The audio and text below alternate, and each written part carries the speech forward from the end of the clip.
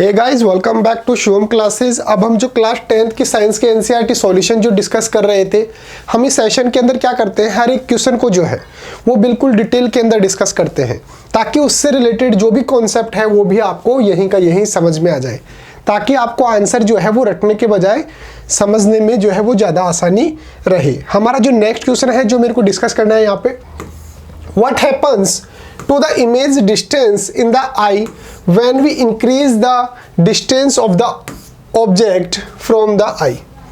ये पूछ रहा है कि भाई जब हम ऑब्जेक्ट की डिस्टेंस को इंक्रीज कर देते हैं, जैसे मान लो मेरे पास ये ऑब्जेक्ट पहले यहाँ पे रखी थी, ठीक है, अब इस ऑब्जेक्ट को मैं यहाँ पे रख दूँ, इसकी डिस्टेंस जो है मैंने इंक्रीज कर दी, तो मेरी आँख के अंदर जो इसकी इमेज बनेगी उसके ऊपर क्या फ़र्क पड़ेगा, उसके ऊपर क्या इंपैक्ट पड़ेगा, ये हमारे को इस क्वेश्चन के अंदर समझाना है। देखो, सबसे पहले तो हम बात करते हैं हमारी आई की स्ट्रक्चर जो है वो किस तरीके से होती है।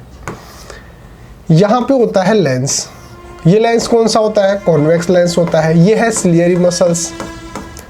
सिलियरी मसल्स जो है वो इस लेंस को पकड़ के रखती है और ये इस लेंस के साथ क्या करती है, इसको जो है वो रीएडजस्ट करती रहती है। रीएडजस्ट कैसे करेगी?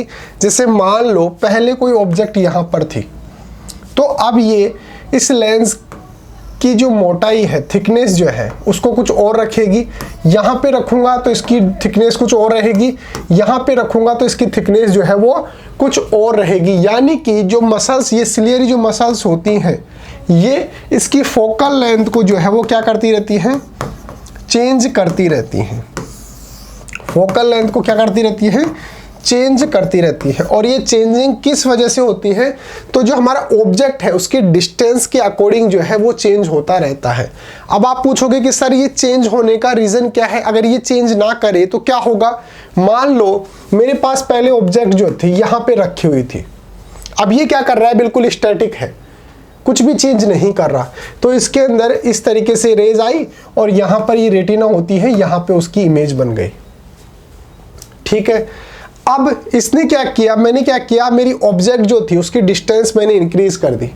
अब ये बिल्कुल स्टैटिक है, कुछ चेंज नहीं कर रहा। जो सिलियरी मसल्स हैं वो इस लेंस के अंदर कोई चेंज नहीं कर रहा है, इसकी जो फोकल लेंथ है उसके अंदर कोई चेंज नहीं कर रही।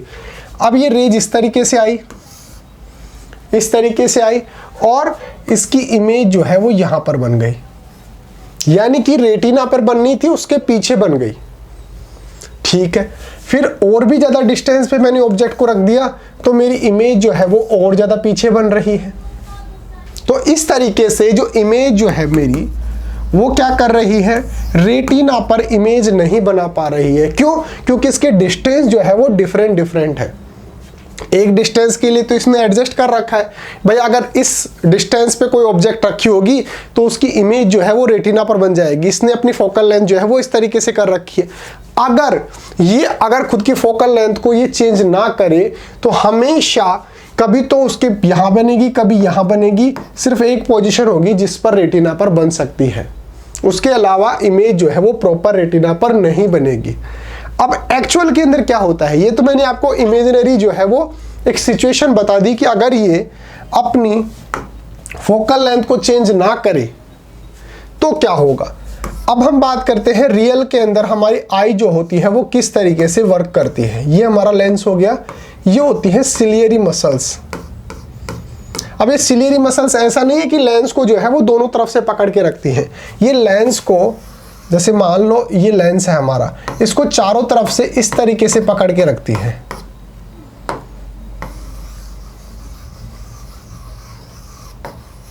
मैंने उसको स्फेरिकल बना दिया, कॉन्वेक्स लेंस इस तरीके से बनाओ, ठीक है। तो ये जो है वो इस तरीके से जो हमारी सिलियरी मसल्स जो होती हैं वो इस तरीके से पकड़ के रखती हैं लेंस को। अब क्या होगा, जैसे मान लो इसको जो है अपनी थिकनेस जो है वो इंक्रीज करनी है, तो ये क्या करेगा, ये इसको कॉन्ट्रैक्ट करेगा इस तरीके से, तो इसकी थिकनेस जो है वो कुछ इस तरीके से हो जाएगी। पहले इसकी थिकनेस ये थी, अब इसकी थिकनेस ये हो गई, ये इस तरीके से चारों तरफ रहती है। अब इसकी फोकल लेंथ कुछ अलग हो जाएगी। अब क्या, ऑब्जेक्ट अगर किसी दूसरी पोजीशन पे आ गई, अब ऐसी कंडीशन है कि इसको थिकनेस जो है वो कम करनी है, तो ये खुद को रिलीज कर देगा, जो कॉन्ट्रैक्ट कर रहा था, जो उसको खींच रहा था, उसको जो है वो रिलीज कर देगा और इस तरीके से जो है ये लेंस जो है वो इस तरीके से थिक हो जाएगा। तो इसकी थिकनेस कुछ अलग है, इसकी थिकनेस अलग है, और ये हम एक जनरल कंडीशन के अंदर देख रहे हैं। तो ये जो अपनी थिकनेस चेंज कर रहा है, ये किसकी हेल्प से कर रहा है? जो हमारे पास जो सिलियरी मसल्स जो होती हैं, जो लेंस को पकड़े रखती हैं, ये जो है उसकी हेल्प से जो है वो अपनी थिकनेस चेंज कर रहा है। अब सर ये ऐसा क्यों कर रहा है? क्योंकि ऐसा ये इसलिए कर रहा है क्योंकि कोई ऑब्जेक्ट जहां पर रखी होती है उसके अकॉर्डिंग हमारे को फोकल लेंथ का जो है वो लेंस चाहिए होता है। जैसे मान लो यहां पर कोई ऑब्जेक्ट रखी है, यहां पर कोई ऑब्जेक्ट रखी है, तो इसकी रेज जो है वो इस तरीके से आएंगे। अब ये ज़्यादा स्प्रेड है, जैसे मान लो अब ये है, मेरी आई सिर्फ इतनी सी है और मेरा ऑब्जेक्ट इतना बड़ा है इस तरीके से, तो यहाँ एक रेज यहाँ से निकलेगी, एक रेज यहाँ से निकलेगी, तो आई के अंदर तो ये जो है एडजस्ट हो ही नहीं रही, यानी कि जो मेरी रेज की जो लेंथ है वो ज़्यादा है। तो यानी कि इसको जो है ये क्या नहीं कर पाएगा, इसको ये डाइवर्स नहीं कर पाएगा, और जिसकी वजह से मेरा इमेज जो है वो पीछे की तरफ बन जाएगा, पीछे की तरफ बन जाएगा। तो इससे डील करने के लिए ये क्या, हमारी आई जो है वो क्या करती है, इसको जो है वो कॉन्ट्रैक्ट कर लेती है, यानी कि इसकी थिकनेस जो है बढ़ा लेती है। कॉन्ट्रैक्ट कैसे करते हैं मैंने आपको बता दिया, इस तरीके से चारों तरफ रहता है, ये इसको जो है वो खींच लेती है, जिसकी वजह से इसकी थिकनेस जो है वो इंक्रीज हो जाती है।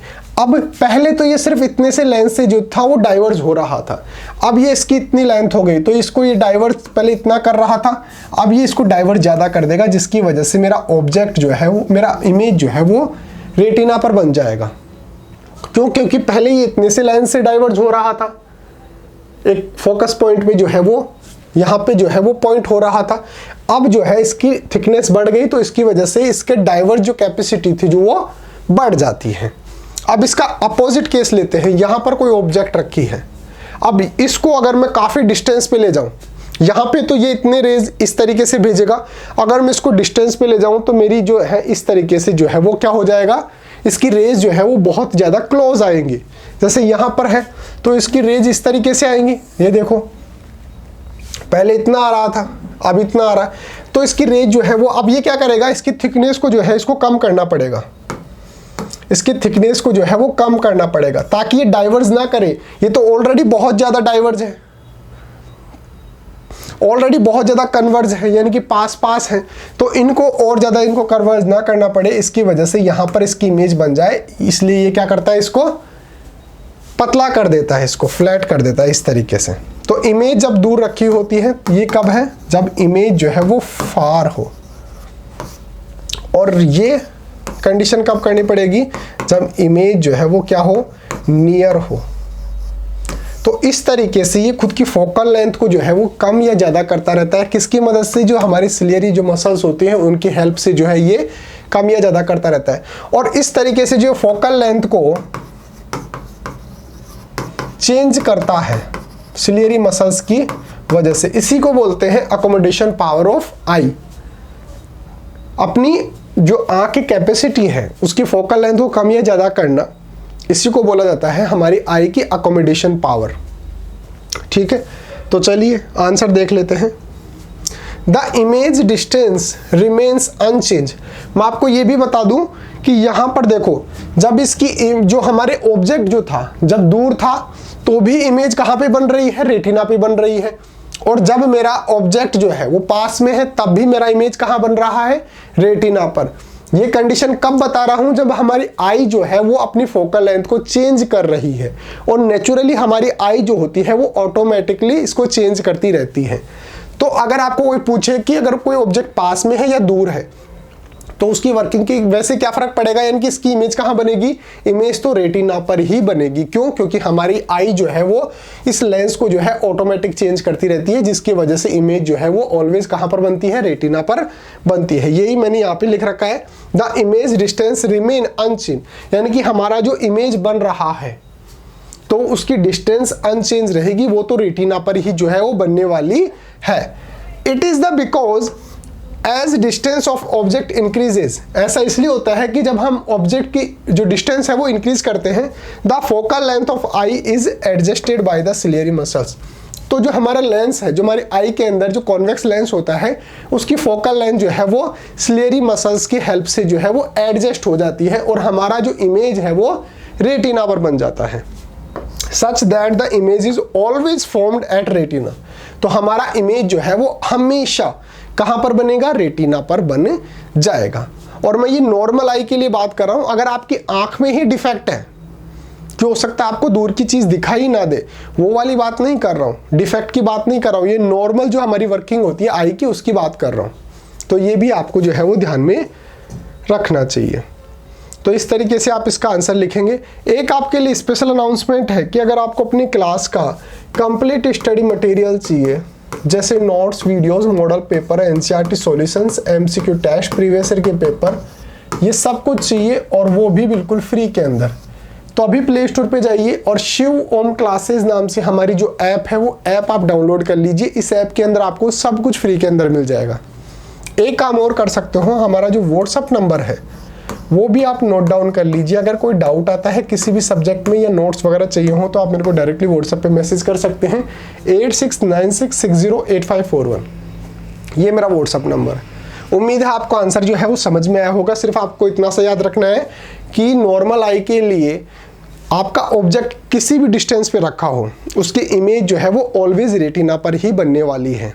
अब रेटिना पर क्यों बनेगी, क्योंकि अगर हम ऑब्जेक्ट की डिस्टेंस चेंज करते हैं तो उसके अकॉर्डिंग हमारे आई के अंदर, हमारी आंख के अंदर जो कॉन्वेक्स लेंस लगा होता है उसकी फोकल लेंथ जो है वो ऑटोमेटिकली चेंज होती रहती है। और इसको चेंज कौन करता है, जो हमारे सिलियरी जो मसल्स होती हैं, जो हमारे लेंस के चारों तरफ उसको पकड़ के रखती हैं, वो उसको ऑटोमेटिकली चेंज करती रहती हैं। आपको इतना सा याद रखना है।